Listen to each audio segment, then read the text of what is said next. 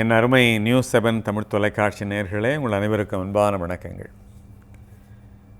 தீர்வுகள் பகுதியிலே நாம் தொடர்ந்து சந்தித்து கொண்டிருக்கிறோம். பல பயனுள்ள விவாதங்களை நம்முள்ளே பகிர்ந்து கொண்டிருக்கிறோம். நான் சொல்லப்போகிற ஒரு செய்தி பெரும்பாலும் நீங்களும் ஒரு கடந்து வந்த ஒரு செய்தியாக இருக்க முடியும். பள்ளி நாட்களிலே நம்முடைய ஆசிரியர் கேட்பார், ஏன் லேட்டு? உடனே நம்முடைய பதில் லேட் ஆயிடுச்சு சார் என்பதாக இருந்திருக்கும். ஆனால் சரியான பதில் என்னவென்றால் லேட் ஆக்கிவிட்டேன் என்பதுதான் சரியான பதிலாக இருக்கும். இரண்டுக்கும் இடையிலே வித்தியாசம் இருக்கிறது. அல்லது ஏன் தாமதம் என்று கேட்டதற்கு சரியான பதிலை நாம் அளித்திருந்தால் அப்பொழுதே நம்முடைய ஆசிரியர் நம்மை திருத்தி இருப்பார்.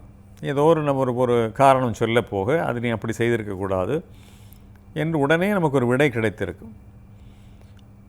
நாம் லேட் ஆயிடுச்சு சார் என்றதுமே அவருடைய கவனம் திசை திரும்பி சரி அல்லது ஒரு கோபித்து கொண்டோ அல்லது மன்னித்தோ சரி உள்ளே போ என்று அனுப்பிவிடுவார்.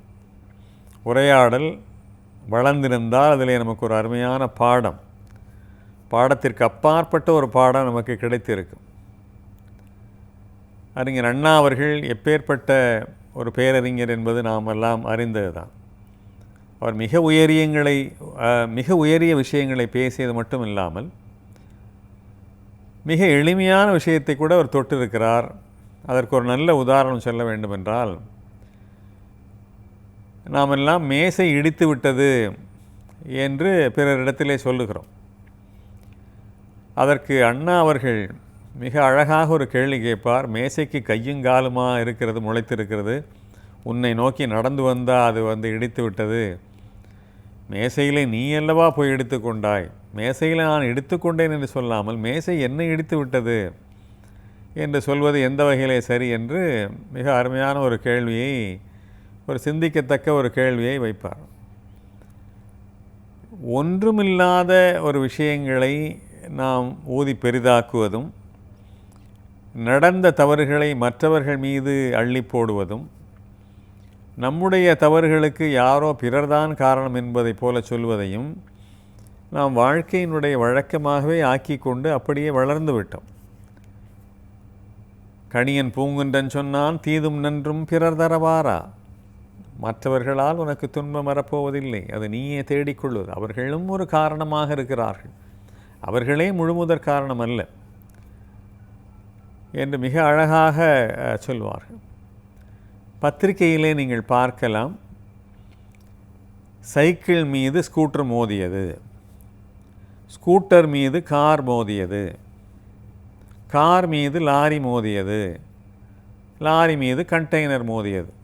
இதில் என்ன அடிப்படை செய்தி இருக்கிறது என்றால், ஒரு எளிய ஒரு வாகனத்தின் மீது ஒரு வலிய வாகனம் மோதியதைப் போலவே செய்திகள் வெளியிடப்படுகின்றன.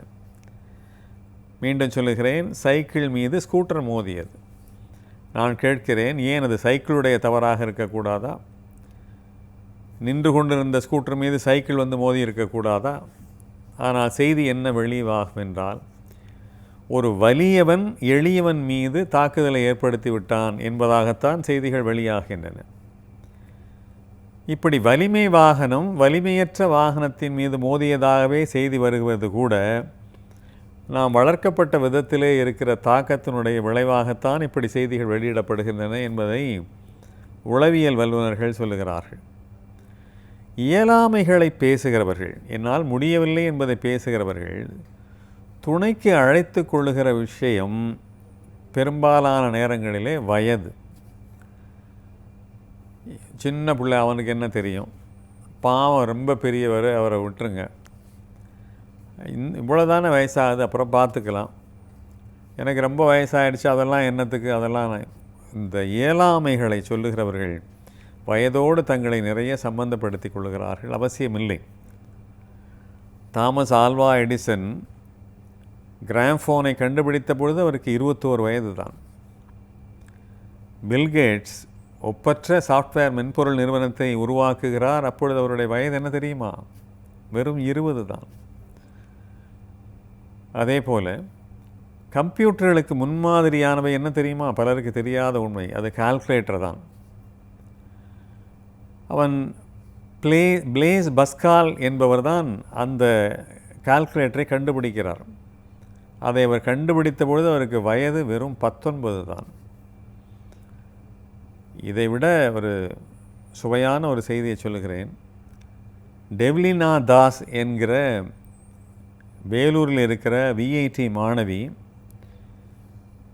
இந்த இளம் வயதிலே ஒரு அற்புதமான ஒரு கண்டுபிடிப்பை உருவாக்கி இருக்கிறார். இன்னும் விரைவிலே அது வெளியாகி உலகத்திற்கே பயனுள்ள ஒரு கண்டுபிடிப்பாக ஆகி உலகமெல்லாம் போற்றுகிற ஒரு நிலைமை ஒரு இந்தியருக்கு, ஒரு தமிழ்நாட்டவருக்கு கிடைக்க இருக்கிறது. என்னவென்றால், ஒரு புதிய முறையிலே வழக்கமான முறையை தாண்டி உப்பு தண்ணீரை நல்ல நீராக மாற்றுகிற ஒரு எளிமையான ஒரு கண்டுபிடிப்பை உருவாக்கி இருக்கிறார். அதற்கான ஆராய்ச்சியிலே இருக்கிறார். அந்த கண்டுபிடிப்பு லண்டனிலே கொண்டு போய் வைக்கப்பட்டு 500 கண்டுபிடிப்பாளர்கள் அங்கே வருகிறார்கள் அந்த புதிய கண்டுபிடிப்புகளுக்காக. அதற்கு மத்தியிலே நம்முடைய டெவ்லினா தாஸ் 2வது இடத்தை பெறுகிறார், பரிசை பெறுகிறார். அவருடைய ஆராய்ச்சிகள் தொடர வேண்டும் என்பதற்காக லண்டனிலே இருக்கிற அமைப்பு அவரை தட்டி கொடுத்து 14 லட்சம் ரூபாய் கொடுத்து இந்த மேற்கொண்டு இந்த ஆராய்ச்சியை தொடர்ந்து நீங்கள் அந்த ஆராய்ச்சியை பூர்த்தி செய்து வாருங்கள், மனித குலத்திற்கு தரக்கூடிய ஒப்பற்ற ஒரு பங்களிப்பாக அது இருக்கும் என்று அவரை ஊக்கப்படுத்தி இருக்கிறார். எனவே வயது ஒரு தடையல்ல. நம்முடைய இயலாமைகளை சொல்லிக்கொண்டு அதற்கு வயதை ஒரு காரணமாக சொல்லிக்குவதெல்லாம் தூக்கி எறிந்துவிட்டு எந்த வயதிலும் எதிலும் சாத்தியம், இன்னொரு பங்கிற்கும் போகலாம். மிக அதிகமான வயதிலே சாதித்தவர்கள், அது வேண்டுமானால் நான் இன்னொரு நாள் வைத்து கொள்ளலாம்.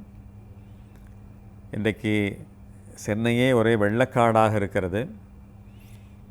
இந்த வெள்ளக்காட்டின் நடுவிலே வெள்ளத்திலே நீந்தி போகாத குறையாக ஒரு திருமண வரவேற்புக்கு நான் போயிருந்தேன். மிக அண்மையில் நான் நினைத்தேன், அந்த திருமணத்தை நடத்தி கொண்டிருக்கிற பெண் வீட்டுக்காரர், பெண்ணினுடைய அப்பா ரொம்ப பாவம், எப்படி தான் சமாளிக்க போகிறாரோ, இப்படி எதுவுமே வந்து சேராதே, வருகிறவர்கள் கூட வரமாட்டார்களே, எப்படி தான் சமாளிக்க போகிறாரோ என்று நான் கருதி கொண்டிருந்த பொழுது அப்படி ஒரு முகம் மலர்ந்து அருமையாக பூரிப்போடு வரவேற்றார். இந்த மழையின் ஏற்படுத்திய தாக்கம், அதன் மூலமாக உள்ளுக்குள்ளே இருக்கிற தாக்கங்கள் எதையுமே அவர் காண்பித்து கொள்ளவில்லை. எனக்கு ரொம்ப வியப்பாக இருந்தது. திருமணங்களை நடத்துகிறவர்கள் சின்ன சின்ன விஷயங்கள் நடக்கவில்லை என்று அவருடைய காதுகளை எட்டுகிற பொழுது உடனே முகம் மாறி விடுகிறார்கள். வருகிறவர்களை வரவேற்கிற சுவாரஸ்யமே அவர்களுக்கு போய்விடுகிறது. முகம் மாறி வரவேற்கிறார்கள். என்ன ஆயிற்று இவருக்கு, ஏன் இப்படி வெளிரி போயிருக்கிறாரே என்று நாமெல்லாம் எண்ணும்படி இருக்கிறோம் அல்லவா? அதற்கு நேர்மாறான காட்சி அங்கே நடந்தது. ஆனால் அவருடைய சம்பந்தி, அதாவது பையனுடைய அப்பாவை பார்த்தால் ஒரே தலையிலே கை வைத்து கூடாத குறையாக இருந்தார். எப்படி இப்படி நேர்மாறான ஒரு மனோபாவத்தை, ஒரே ஒரு நிகழ்வு, அந்த நிகழ்விலே இருவருக்கும் பங்கு இருக்கிறது. ஒருவர் இப்படி பார்க்கிறார், ஒருவர் அப்படி பார்க்கிறார். 800 பேரை எதிர்பார்த்திருக்கிறார்கள். ஆனால் 60-70 பேர் கூட அந்த திருமண வரவேற்பிற்கு வரவில்லை. ஸ்டில் கேமரா வரவில்லை, ஆனால் மூவி கேமரா என்று சொல்லப்படுகிற வீடியோ கேமரா மட்டும் வந்திருக்கிறது. பரிமாறுவதற்கு ஆட்கள் வரவில்லை.